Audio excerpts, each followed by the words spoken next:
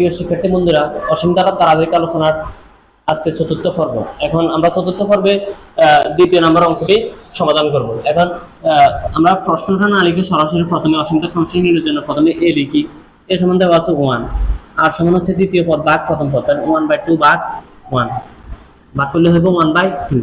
এখন অসীমতার সমষ্টি থাকে যদি আর এর মান -1 থেকে বড় এবং +1 থেকে ছোট হয়। এখন এই শর্তটা আমাদের ফুলফিল হয়েছে, তাহলে আমরা এখন লিখতে পারি -1 থেকে বড় +1 থেকে। সুতরাং এই সমীকরণটিরও অসীমতার সমষ্টি থাকবে। এখন আমরা লিখতে পারি এস ইনফিনিটি সমান এর মান হচ্ছে 1 1 - হচ্ছে 1/2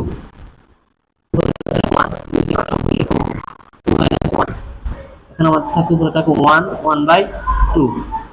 যদি আমরা 1 লিখি ভাগের পরিবর্তে গুণ দিলাম, তাহলে মানটা উল্টে যাবে, 2/1 হবে, তার মানে 2 একে 2। এই অঙ্কটির অসীমতার সমষ্টি হচ্ছে 2। এখন